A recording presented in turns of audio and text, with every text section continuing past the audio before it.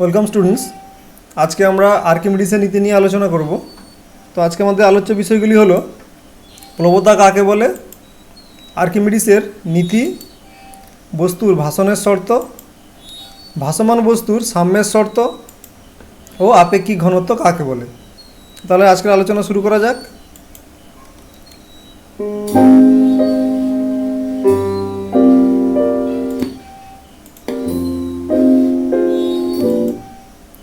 প্রথমে আমরা প্লবতা নিয়ে একটু আলোচনা করি। এখানে দেখো, কোনো একটি তরলের মধ্যে, মনে করো জলের মধ্যে একটি বস্তু এইভাবে কিছুটা ডুবে আছে।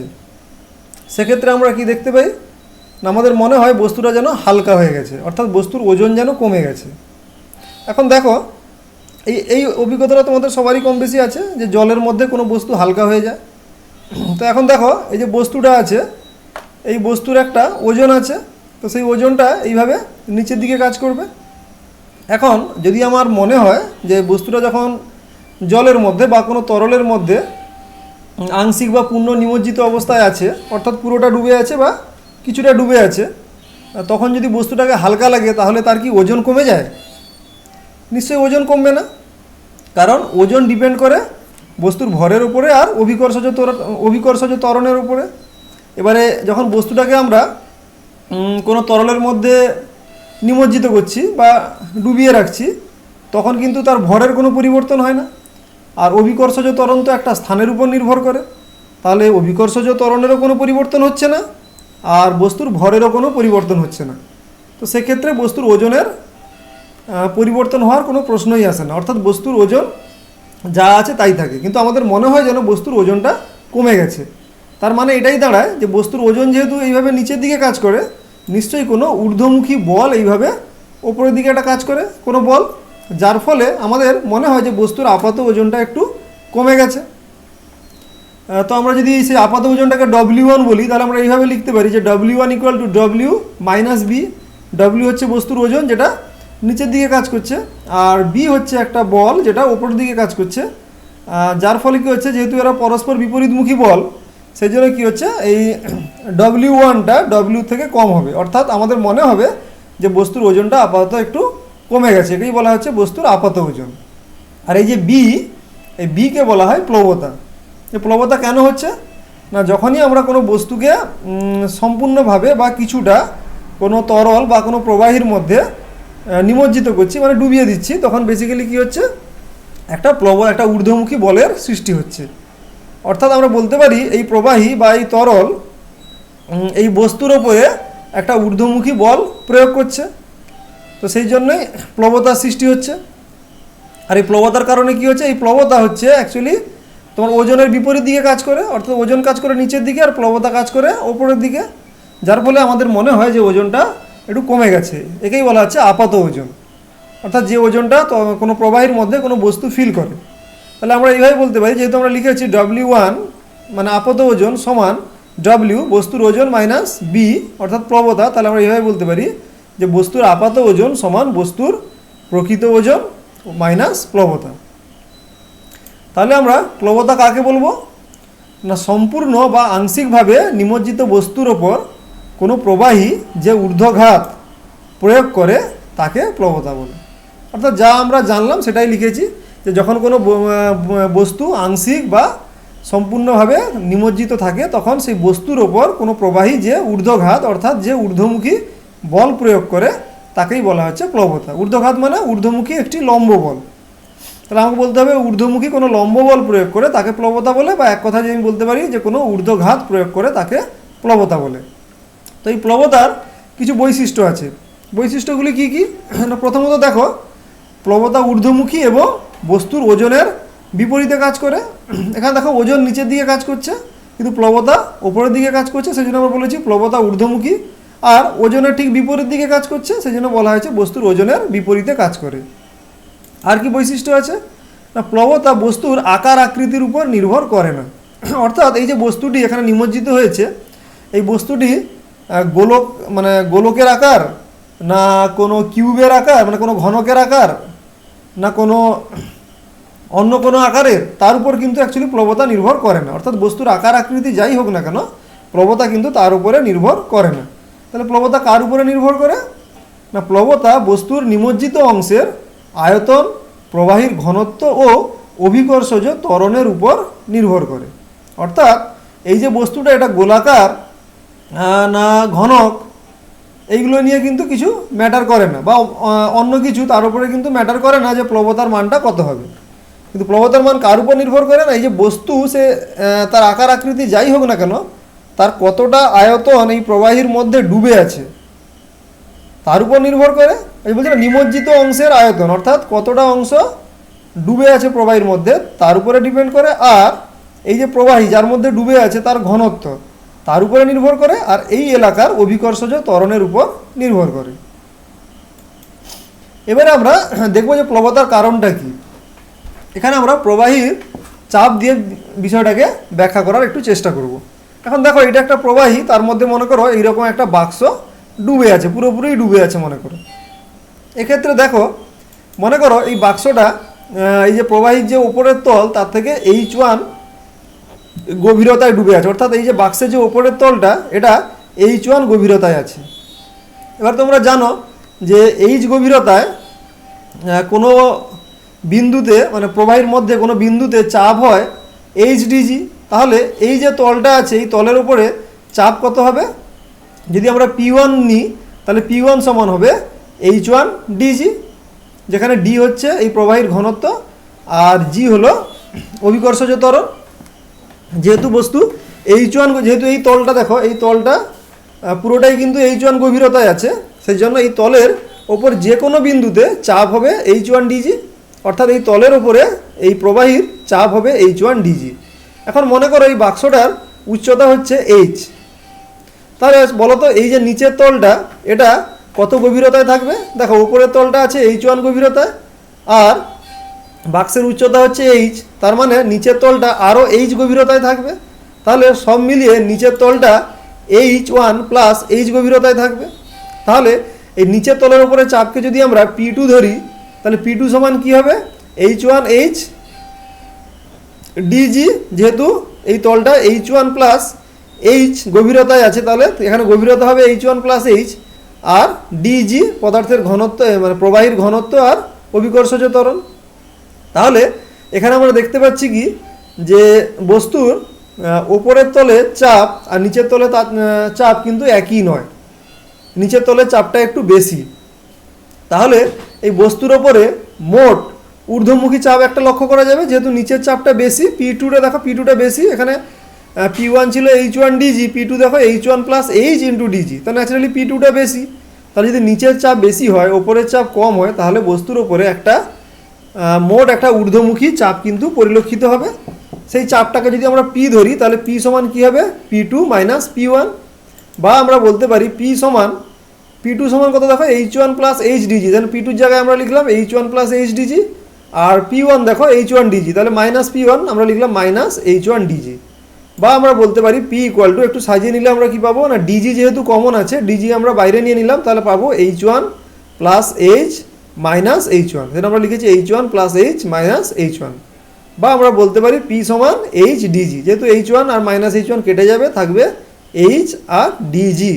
তাহলে বস্তুর ওপরে মোট ঊর্ধ্বমুখী চাপ কত হচ্ছে? P equal to HdG। তাহলে যখন একটা বস্তু কোনো প্রবাহীর মধ্যে নিমজ্জিত হচ্ছে, তাহলে তার ওপরে যে চাপ সেটা কোন কোন বিষয়ের উপর নির্ভর করছে? না, বস্তুর কতটা অংশ নিমজ্জিত হয়েছে H, আর D এই প্রবাহীর ঘনত্ব, আর G এই অংশের অভিকর্ষজ ত্বরণ। এখন মনে করো এই যে তলটা, এই যে ওপরের তলটা বা নিচের তলটা, তাদের ক্ষেত্রফল মনে করো A, ঠিক আছে? তাহলে সেক্ষেত্রে তোমার ঊর্ধ্বমুখী বলটা কত হবে?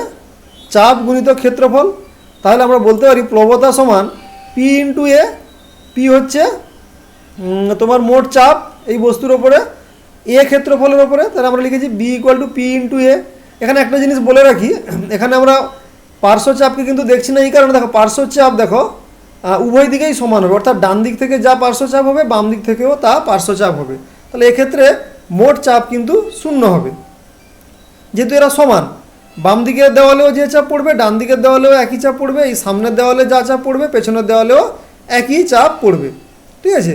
কিন্তু এই ওপরের দেওয়াল আর নিচের দেওয়ালে কিন্তু চাপটা আলাদা আলাদা হচ্ছে, যার জন্য আমরা একটা ঊর্ধ্বমুখী চাপ এখানে দেখতে পাচ্ছি।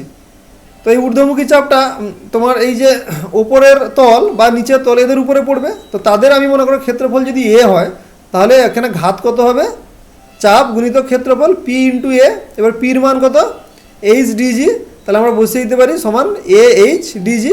এ বসালাম আর পির জায়গায় এইচ ডিজি। এখন দেখো এ ইন্টু এইচ, এটা হচ্ছে কি এই বাক্সের ক্ষেত্রফল, আর এইচ হচ্ছে তার উচ্চতা। তাহলে আমরা কি পাচ্ছি, বাক্সের আয়তন। এখানে যেহেতু সম্পূর্ণ বাক্সটি ডুবে আছে, তাহলে আমরা এখানে টোটাল আয়তন পেয়েছি। যদি পুরোটা না ডুবে থাকতো, কিছুটা অংশ ওপরে থাকতো, তাহলে এখানে এইচটাও কম হতো, সেক্ষেত্রে আমরা নিমজ্জিত অংশের আয়তনটাই পেতাম। সেই জন্য ওখানে বলা হয়েছে যে কোনো নিমজ্জিত বস্তুর ওপর প্রবাহীর দ্বারা যে প্লবতা, সেটা কত হয় না, তার আয়তন এইচ, নিমজ্জিত অংশের আয়তন এইচ, আর প্রবাহীর ঘনত্ব ডি, আর অভিকর্ষজ ত্বরণ জি। এখানে দেখো প্রবাহী কিন্তু বাক্স না হয় যদি অন্য কিছু হতো, সেক্ষেত্রেও কিন্তু তার আয়তনের উপরেই নির্ভর করতো। কারণ এখানে যদি আমরা পুরো ডুবিয়ে রেখেছি, সেখানে আমরা সমগ্র আয়তনটা নিয়েছি। যদি কিছুটা উঠে থাকতো, তাহলে ধরো একটা বলও যদি হতো, সেও যদি কিছুটা ডুবে থাকতো, তার সেইটুকু অংশের আয়তনই আমরা এখানে কনসিডার করতাম। সেই জন্য এখানে আকার আকৃতির উপর কোনোভাবেই নির্ভর করে না। তো এতক্ষণ আমরা যা যা আলোচনা করলাম আর্কিমিডিসের নীতিতে, সেই একই কথাই লেখা আছে কি না, কোনো বস্তুকে স্থির তরলে বা গ্যাসীয় পদার্থে সম্পূর্ণভাবে বা আংশিকভাবে নিমজ্জিত করলে বস্তুর ওজনের আপাত হ্রাস হয়। এই হ্রাস বস্তু কর্তৃক অপসারিত তরল বা গ্যাসীয় পদার্থের ওজনের সমান হয়।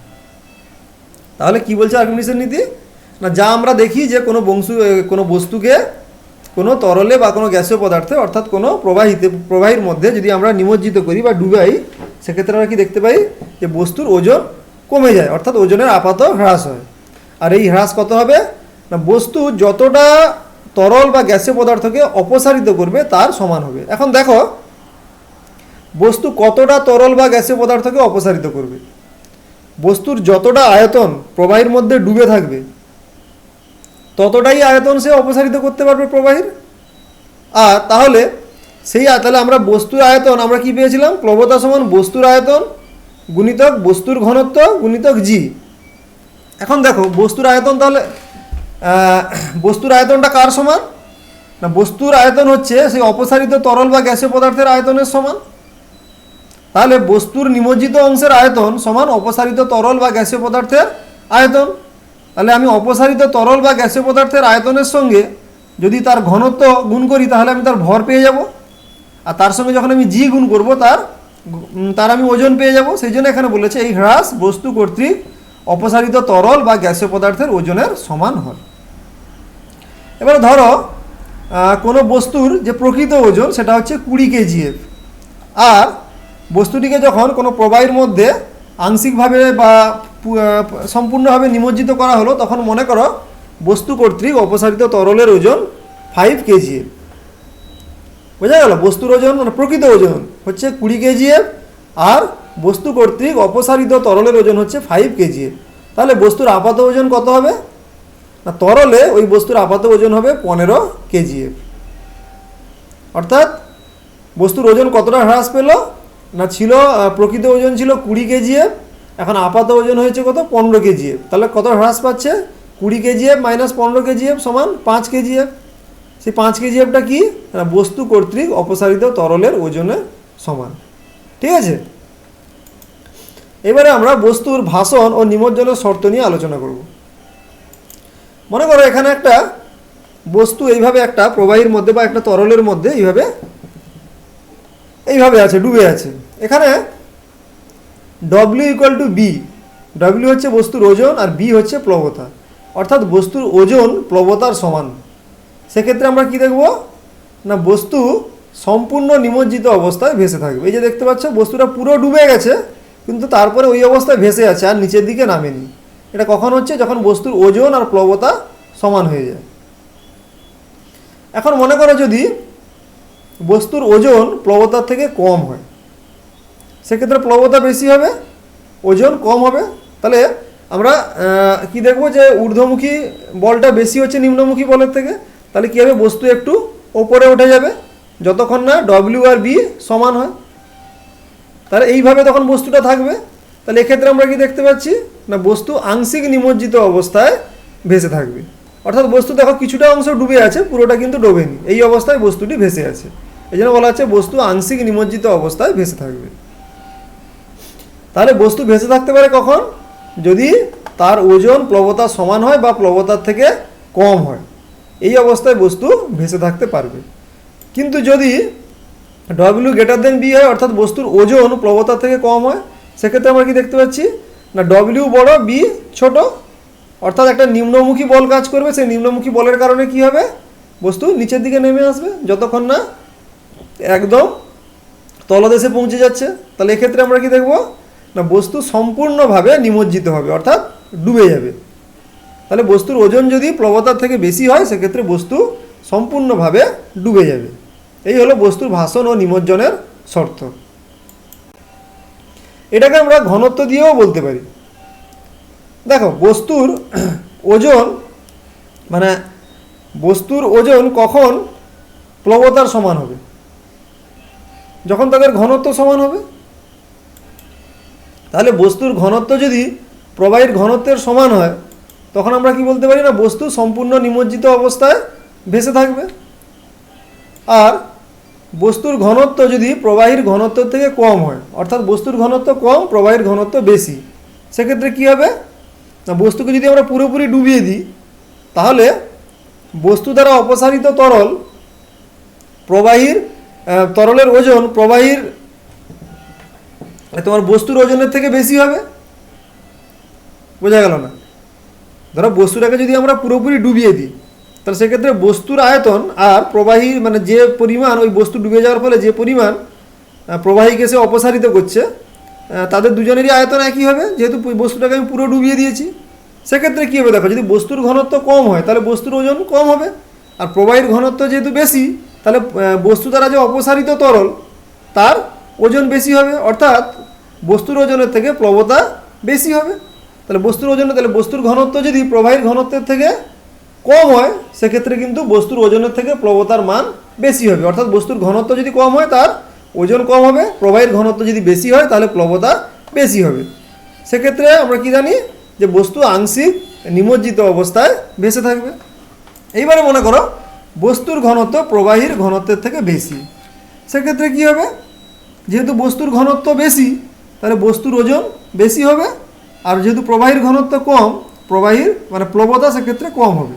অর্থাৎ এক্ষেত্রে যদি বস্তুর ঘনত্ব প্রবাহীর ঘনত্বের থেকে বেশি হয়, তাহলে বস্তুর ওজন প্লবতার থেকে বেশি হবে। এক্ষেত্রে আমরা কি জানি যে বস্তু সম্পূর্ণভাবে নিমজ্জিত হবে, অর্থাৎ ডুবে যাবে। তাহলে বস্তুর ঘনত্ব যদি প্রবাহীর ঘনত্বের সমান হয়, বস্তু পূর্ণ নিমজ্জিত অবস্থায় ভেসে থাকবে। বস্তুর ঘনত্ব যদি কম হয়, প্রবাহীর ঘনত্বের থেকে বস্তু আংশিক নিমজ্জিত অবস্থায় ভেসে থাকবে। আর বস্তুর ঘনত্ব যদি বেশি হয়, তাহলে বস্তু পুরোপুরি ডুবে যাবে। তাহলে বস্তুর ঘনত্বের উপর নির্ভর করছে যে ওটা প্লবতার মানে বস্তুর ওজন প্লবতার সমান হবে নাকি কম হবে নাকি বেশি হবে। বস্তুর ঘনত্ব যদি বেশি হয়, তাহলে অবশ্যই প্লবতার থেকে বস্তুর ওজন বেশি হবে। যদি বস্তুর ঘনত্ব কম হয়, তাহলে বস্তুর ওজন প্লবতার থেকে কম হবে। আর যদি বস্তুর ঘনত্ব প্রবাহীর ঘনত্ব সমান হয়, তাহলে সেক্ষেত্রে প্লবতা ও বস্তুর ওজন সমান হবে। এটাকে আমরা একটা উদাহরণ দিয়ে দেখতে পারি। মনে করো তুমি একটা এই যে জলের বোতল আছে, একটা জলের বোতলকে তুমি মনে করো পুরোপুরি জল ভর্তি করলে, দিয়ে জলের মধ্যে ছেড়ে দিলে। বোঝা গেল? একটা জল ভর্তি বোতল, এই যে আমরা জল খাই বোতলে, সেই বোতলটা পুরোটা জলে ভর্তি করে দিলে, দিয়ে জলে ছেড়ে দিলে। সেক্ষেত্রে তুমি কি দেখবে না বোতলটা পুরোপুরি ডুবে আছে, কিন্তু সেই অবস্থায় ভেসে আছে। এটা কেন হয়? আমি যদি বোতলের তোমার ওই প্লাস্টিকটাকে ইগনোর করি, তাহলে দেখো পুরো বোতল জুড়ে কি আছে? জল আছে। তাহলে এক্ষেত্রে বোতলের ঘনত্ব প্রায় জলের ঘনত্বের সমান হবে, অর্থাৎ বস্তুর ঘনত্ব প্রবাহীর ঘনত্বের সমান হবে। সেই জন্য আমরা দেখতে পাই কি যে বোতলটা পুরো ডুবে থাকে, কিন্তু নিচে চলে যায় না, পুরো ডুবন্ত অবস্থায় কিন্তু ভেসে থাকে। আবার মনে করো আমি বোতল থেকে সব জল ঢেলে নিলাম, তাহলে এখন বোতলের মধ্যে কি আছে? বায়ু আছে। তাহলে বায়ুর ঘনত্ব জলের ঘনত্বের থেকে কম হয়, অর্থাৎ এখানে বস্তুর ঘনত্ব প্রবাহীর ঘনত্বের থেকে কম হবে। এই অবস্থায় যদি খালি বোতলটাকে যদি আমি জলে ফেলে দিই, এক্ষেত্রে আমরা কি দেখি যে বোতলটি জলের ওপরে ভেসে থাকে। অর্থাৎ বস্তু আংশিক নিমজ্জিত অবস্থায় ভেসে থাকবে। এবারে মনে করো বোতলটাকে আমি বালি দিয়ে ভর্তি করে নিলাম, দিয়ে আমি তাকে জলের মধ্যে ফেলে দিলাম। তখন আমরা কি দেখব, যে বোতলটি ডুবে যাবে পুরোপুরি, তাই তো? কারণ এক্ষেত্রে বোতলের ঘনত্ব প্রায় বালির ঘনত্বের সমান, আর তোমরা জানো বালির ঘনত্ব জলের ঘনত্বের থেকে বেশি হয়, ওই জন্য এখানে বস্তুর ঘনত্ব প্রবাহীর ঘনত্বের থেকে বেশি হবে, সেই জন্য বস্তু সম্পূর্ণরূপে ডুবে যাবে। আশা করি বিষয়টা তোমাদের কাছে পরিষ্কার হয়েছে।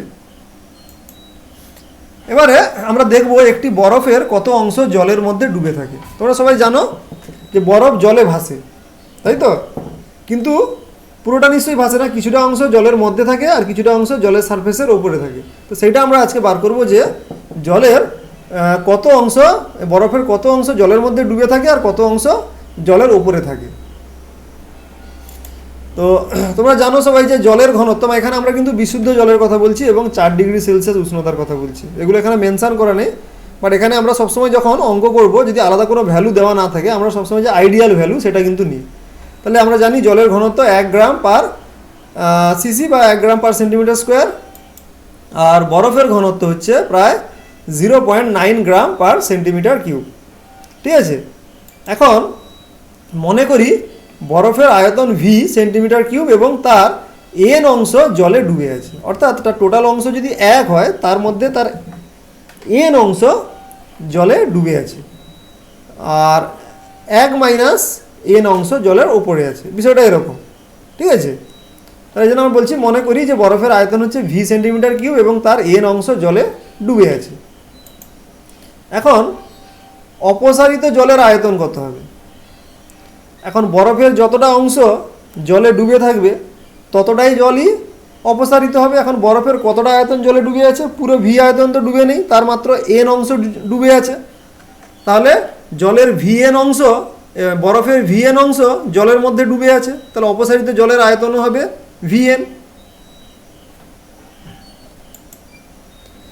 তাহলে ভাষণের শর্ত অনুযায়ী আমরা কি জানি যে অপসারিত জলের ওজন ও বরফের ওজন কিন্তু সমান হবে, তবেই গিয়ে বস্তু ভেসে থাকবে। অর্থাৎ বরফ জলে ডুবে যতটা জলকে অপসারিত করবে তার ওজন আর বরফের ওজন কিন্তু সমান হতে হবে। সেজন্য বলা হচ্ছে অপসারিত জলের ওজন আর বরফের ওজন সমান হতে হবে। এখন অপসারিত জলের ওজনটা কতটা জল অপসারিত হয়েছে? ভিএন, আর জলের ঘনত্ব হচ্ছে 1 গ্রাম পার সেন্টিমিটার কিউব। তাহলে আমরা অপসারিত যে জলের আয়তন তার সঙ্গে তার ঘনত্ব গুণ করে দিয়েছি, সমান বরফের ওজন। বরফের ওজন কত? আচ্ছা, এখানে একটা জিনিস বলি, আমরা ওজন বলেছি কিন্তু আমরা ভর নিচ্ছি, কারণ জিটা তো উভয় দিকে সমান হবে, ওই জন্য জিটাকে এখানে আমরা কনসিডার করিনি। ঠিক আছে, জি অবশ্যই এখানে একটা লিখতে হতো, যেহেতু এদিকেও জি ওদিকেও জি, বা তোমরা এ বলতে পারো অপসারিত জলের ভর সমান বরফের ভর, একই ব্যাপার। বাট এখানে আমরা ওজন নিয়েছি মানে অবশ্যই জি লিখতে হবে। ঠিক আছে, তো উভয় দিকে জি জি কেটে যাবে। তো বরফের ওজন কি হবে? বরফের ঘনত্ব 0.9 ইন্টু বরফের যে আয়তন ভি সেন্টিমিটার কিউব, সেজন্য আমরা লিখেছি ভি ইন্টু 0.9। তাহলে ভি ভি কেটে যাবে, বা আমরা বলতে পারি এন সমান কত? 0.9 অংশ। বা একে যদি আমরা শতাংশে প্রকাশ করি তাহলে এটা কত আসবে? 90%। তাহলে এনটা কি? এনকে আমরা ধরেছি যে বরফের এন অংশ জলে ডুবে আছে, এই যে তার এন অংশ জলে ডুবে আছে। তাহলে আমরা কি বলবো যে একটি বরফের কত অংশ জলে ডুবে থাকে? 0.9 অংশ বা 90%। ক্লিয়ার? এইভাবে আমরা যে কোনো পদার্থের যদি ঘনত্ব জানতে পারি আর প্রবাহীর ঘনত্ব যদি জানতে পারি, তার কত অংশ ডুবে আছে সেটা কিন্তু আমরা খুব সহজে নির্ণয় করতে পারি। ঠিক আছে, এখানে কি দেখতে পাচ্ছ? বস্তুর ঘনত্ব বাই প্রবাহীর ঘনত্ব, এই যে 0.9/1। ঠিক আছে, এবার দেখো একটা বস্তু ভেসে তো আছে, কিন্তু তার মধ্যে সাম্যতা আছে কিনা সেটা কিন্তু আমাদের জানতে হবে, যে ভাসমান বস্তুর সাম্যের শর্তটা কি, কোন অবস্থায় বস্তু স্থিতিশীল অবস্থায় ভেসে থাকবে, এইটা আমাদের কাছে জানতে হবে আমাদের। এখন এই যে বস্তুটা আছে, মনে করো তার ভার কেন্দ্র হচ্ছে এইখানে, কোনো এক সাইডে এইভাবে আছে, আর তার প্লবতা কেন্দ্র আছে এইখানে মনে করো। এখন ভার কেন্দ্র কাকে বলে তোমরা জানো? প্লবতা কেন্দ্র হচ্ছে প্লবতার কারণে আমরা যদি মনে করি যে এই বস্তুটার উপরে তো প্লবতা উপরের দিকে কাজ করছে, তো সমগ্র বডিতে কাজ না করে যদি এই বিন্দুর ওপরে কাজ করে তাহলে যে ইফেক্ট হবে পুরো বস্তুর ওপরে কাজ করলেও সেম ইফেক্ট হবে। একই রকমভাবে এই বস্তুর ভার বস্তুর সমগ্র অংশ জুড়ে কাজ করছে, তো এই বস্তুর সমগ্র অংশ জুড়ে কাজ করলে যে ইফেক্ট হবে বস্তুর ভার যদি এই সমগ্র অংশের বদলে টোটাল ভারটা এই বিন্দুতে কাজ করে তাহলেও কিন্তু সেম ইফেক্ট হবে। তো এটাই হচ্ছে বস্তুর ভার কেন্দ্র আর বস্তুর প্লবতা কেন্দ্র। এখন দেখো বস্তুর ভার নিচের দিকে কাজ করে, তাহলে এইভাবে এই ভার কেন্দ্র থেকে বস্তুর ভারটা এরকম নিচের দিকে কাজ করবে, আর প্লবতা কেন্দ্র থেকে প্লবতাটা এরকম ওপরের দিকে কাজ করবে। এখন সমস্যাটা কি দেখো, আমরা জানি যে একটা বস্তুর ওপরে যখন এইভাবে দুটি বিপরীতমুখী বল কাজ করে দুটি আলাদা আলাদা দিকে, অর্থাৎ একই অংশে নয়, দুটি আলাদা আলাদা অংশে, যে বস্তুর এখানে দেখো এটা এই অংশে কাজ করছে, এটা এই অংশে কাজ করছে, এইভাবে চিত্রটা আসবে। সেক্ষেত্রে কি হয়, বস্তুর মধ্যে একটা ঘূর্ণনের সৃষ্টি হয় এইভাবে। ঠিক আছে, তোমরা ওই করার সময় দেখেছো কি বলে নাগরদোলায় দেখেছো, বা তোমার কোনো কৌটোর ছিপি খুলতে গিয়ে দেখেছো, সেখানে ঘোরালেই একটা মানে ওই তোমার চাপ দিয়ে একটু হাত করলেই কি হয়, যে ছিপিটা কিন্তু গোল গোল ঘুরতে থাকে, তবেই খুলে আসে। কেন? আমরা দুদিকে কিন্তু দুটো বিপরীতমুখী চাপ দিই। তো এখানেও একই জিনিস হবে। তাহলে এক্ষেত্রে কি হবে, যদি আমি এই বলটা একই লাইন বরাবর কাজ করে সেক্ষেত্রে কি হবে, বস্তু কিন্তু ঘুরবে না। দেখো এই দুটি বল একদম পরস্পর বিপরীত মুখে কাজ করছে এবং একই বিন্দুতে কাজ করছে বা একই রেখা বরাবর কাজ করছে, সেক্ষেত্রে কিন্তু বস্তু ঘুরবে না। তাহলে সাম্যের শর্তটা কি না, বস্তুর ভার কেন্দ্র ও প্লবতা কেন্দ্র যেন একই উলম্ব রেখায় থাকবে। ঠিক আছে, অর্থাৎ এখানে এই যে এখানে ভার কেন্দ্র আর প্লবতা কেন্দ্র, এখান থেকে ভার কেন্দ্রের উলম্ব রেখা হচ্ছে এইটা আর প্লবতা কেন্দ্রের উলম্ব রেখা হচ্ছে এইটা। এক্ষেত্রে কিন্তু বস্তুর মধ্যে সাম্য আসছে না। দেখতে পাচ্ছ এখানে ঘুরছিল, তাহলে এই বস্তুটাও একদিকে হেলে যাবে।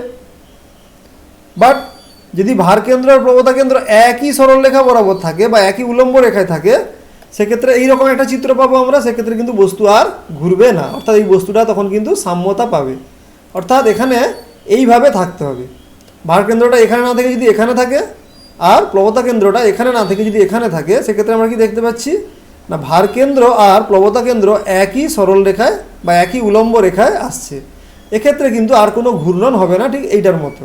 ঠিক আছে, তাহলে ভাসমান বস্তুর সাম্যের শর্তটা হবে ঠিক এইভাবে, অর্থাৎ ভার কেন্দ্র আর প্লবতা কেন্দ্রকে একই উলম্ব রেখায় থাকতে হবে।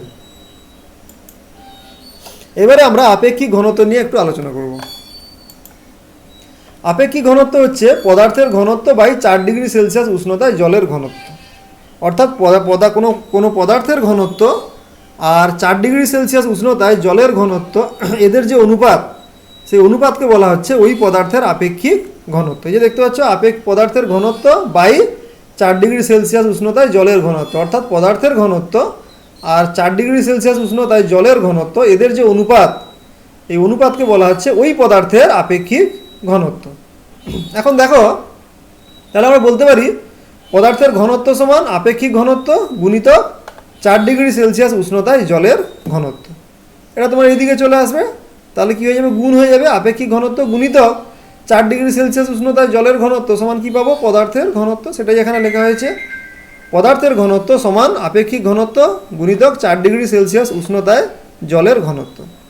এখন দেখো এসআই এককে 4 ডিগ্রি সেলসিয়াস উষ্ণতায় জলের ঘনত্ব হচ্ছে 1000 কেজি পার মিটার কিউব। তাহলে এক্ষেত্রে পদার্থের ঘনত্ব কী হবে না, আপেক্ষিক ঘনত্ব গুণিতক 1000 কেজি পার মিটার কিউব, যে 4 ডিগ্রি সেলসিয়াসের উষ্ণতায় জলের যে ঘনত্ব তার মানটা আমরা এখানে বসিয়ে দিব। তাহলে আমরা পাচ্ছি আপেক্ষিক ঘনত্ব গুণিতক 1000 কেজি পার মিটার কিউব। আবার সিজিএস এককে 4 ডিগ্রি সেলসিয়াস উষ্ণতায় জলের ঘনত্ব হচ্ছে 1 গ্রাম পার সেন্টিমিটার কিউব। তাহলে সেক্ষেত্রে পদার্থের ঘনত্ব কী হবে না, পদার্থের ঘনত্ব সমান আপেক্ষিক ঘনত্ব গুণিতক 4 ডিগ্রি সেলসিয়াস উষ্ণতায় যে জলের ঘনত্ব, অর্থাৎ 1 গ্রাম পার সেন্টিমিটার কিউব। এই যে বলেছে ইন্টু 4 ডিগ্রি সেলসিয়াস উষ্ণতায় জলের ঘনত্ব, তার মানটা আমরা বসিয়ে দিলাম 1 গ্রাম পার সেন্টিমিটার কিউব। তাহলে এসআই এককে আমরা কি দেখতে পাচ্ছি না, পদার্থের যে আপেক্ষিক ঘনত্ব আছে তার সঙ্গে যদি আমরা 1000 গুণ করে দিই তাহলে কিন্তু আমরা কেজি পার মিটার কিউবে পদার্থের ঘনত্বটা পেয়ে যাচ্ছি। আর আপেক্ষিক ঘনত্বের সঙ্গে যদি এক গুণ করি সেক্ষেত্রে আমরা গ্রাম পার সেন্টিমিটার কিউব এই এককে পদার্থের ঘনত্বটা পেয়ে যাচ্ছি। অর্থাৎ আমরা বলতে পারি এসআই এককে পদার্থের আপেক্ষিক ঘনত্বের সঙ্গে 1000 গুণ করলে আমরা পদার্থের ঘনত্ব পাবো। আর সিজিএস এককে পদার্থের ঘনত্ব আর আপেক্ষিক ঘনত্বের মান কিন্তু একই, কারণ 1 গুণ করা মানে মানটা একই থাকে। তাহলে সিজিএস এককে দুটোর মানই একই, আপেক্ষিক ঘনত্ব আর পদার্থের ঘনত্বের মান একই। আর এসআই এককে আপেক্ষিক ঘনত্বের সঙ্গে 1000 গুণ করলে আমরা পদার্থের ঘনত্বের মানটি পাবো। বিষয়টা পরিষ্কার হবে। একটা উদাহরণ নিলে মনে করো লোহার আপেক্ষিক ঘনত্ব 7.8। আপেক্ষিক ঘনত্বের কোনো একক হয় না, ঠিক আছে। আপেক্ষিক ঘনত্ব হচ্ছে দুটি সমজাতীয় রাশির অনুপাত। তার উপরে আমরা তোমার পদার্থের ঘনত্ব নিয়েছি আর নিচে জলের ঘনত্ব নিয়েছি, তাহলে দুটি সমজাতীয় রাশির অনুপাত, সেই জন্য আপেক্ষিক ঘনত্বের কোনো একক হয় না। তাহলে লোহার আপেক্ষিক ঘনত্ব 7.8। তাহলে সিজিএস ও এসআই এককে লোহার ঘনত্ব নির্ণয় করো। এখন লোহার আপেক্ষিক ঘনত্ব কত? 7.8।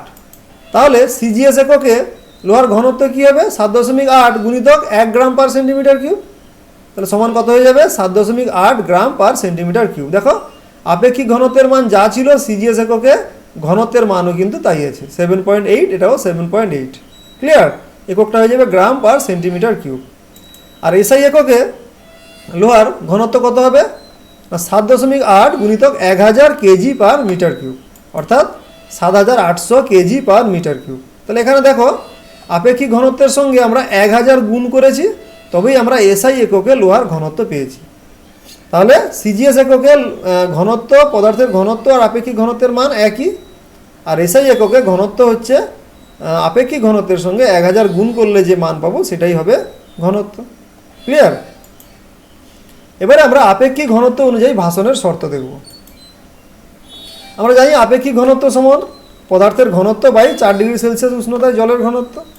এখন দেখো পদার্থের ঘনত্ব যদি জলের ঘনত্বের সমান হয় সেক্ষেত্রে কী হবে? আপেক্ষিক ঘনত্ব 1 হয়ে যাবে। পদার্থের ঘনত্ব আর জলের ঘনত্ব সমান, তাহলে আপেক্ষিক ঘনত্ব 1 হয়ে যাবে।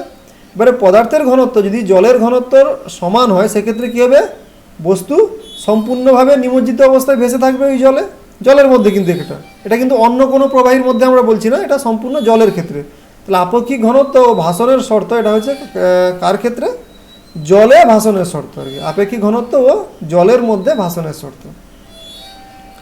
তাহলে যদি পদার্থের ঘনত্ব আর জলের ঘনত্ব একই হয় তাহলে আমরা কি জানি? বস্তু সম্পূর্ণ নিমজ্জিত অবস্থায় ভেসে থাকবে। অর্থাৎ আমরা বলতে পারি যদি কোনো পদার্থের আপেক্ষিক ঘনত্ব 1 হয় সেক্ষেত্রে বস্তু সম্পূর্ণ নিমজ্জিত অবস্থায় ভেসে থাকবে।